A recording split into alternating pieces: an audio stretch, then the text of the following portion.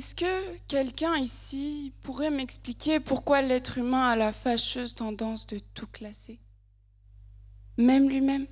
Comme si nous étions des billes arrangées dans des sacs, par taille, couleur, forme, croyance.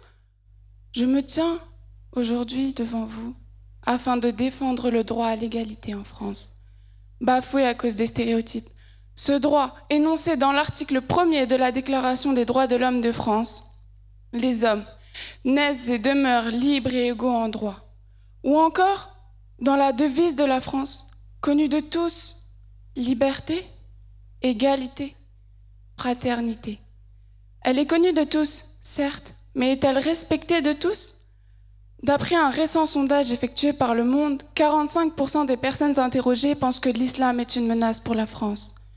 34% continuent de penser que les Juifs ont un rapport particulier avec l'argent. Et 37% jugent que l'immigration est la principale cause de l'insécurité en France. Et je vous vois venir, vous, et votre question qui me dit « Mais quel rapport avec l'égalité ?» Eh bien, imaginez que ces statistiques représentent la façon de penser des patrons, des professeurs, des députés, des juges, des avocats. Est-ce que vous comprenez mieux maintenant? Que les personnes victimes de stéréotypes négatifs soient pénalisées, accusées à tort, mal notées, mal payées, chassées, exclues?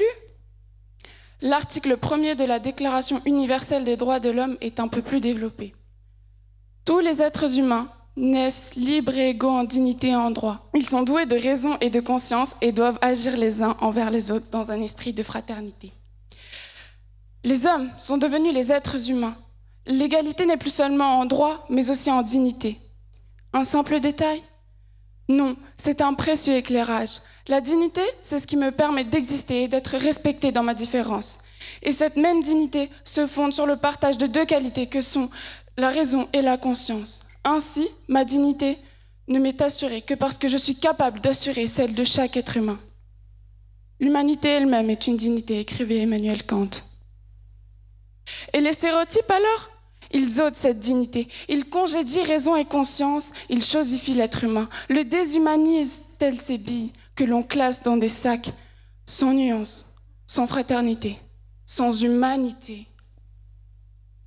Et je n'ai parlé que des stéréotypes négatifs, car nous vivons dans les clichés, bons et mauvais. Nous vivons dans les clichés à tel point qu'ils en deviennent banalisés. Lors de la première rencontre, de la première approche, nous utilisons souvent ces idées reçues afin de placer une personne dans notre estime. Et même quand elle va à l'encontre des stéréotypes, on lui trouve des excuses telles que « c'est l'exception qui confirme la règle, il s'est levé du mauvais pied ou il veut faire bonne impression ». Il y a des gens en France qui souffrent à cause de tout cela, comme Malika qui cherche un emploi et qui témoigne que c'est plus compliqué de trouver du travail quand on porte le voile. Ou Samuel, 8 ans, qui veut jouer avec une jeune fille du même âge et celle-ci lui répond « Non, je peux pas. Mon père veut pas. T'es noir. » Un père qui transmet ses idées racistes à sa fille de seulement 8 ans, trouvez-vous cela normal? Un père qui ne donne à son enfant que 2 sacs de billes, qui lui propose une vie sans couleur, en noir et blanc, une vie de laquelle s'efface dignité pour les autres et humanité pour soi, trouvez-vous cela normal? Que 91%, mesdames et messieurs, des personnes noires pensent être victimes de racisme, trouvez-vous cela normal? Que tout soit basé sur les apparences, trouvez-vous cela normal? Et ne répondez pas non, car nous vivons dans les clichés, nous vivons dans tous ces mensonges et ces quelques vérités. Nous jugeons le monde par son apparence physique, comme si l'image que l'on envoie doit être reçue sans être décryptée. L'habit ne fait pas le moine, les apparences sont trompeuses, sont des dictons à appliquer. Mais ce que la plupart des gens n'ont pas l'air de comprendre, c'est que nous sommes tous uniques, tous différents.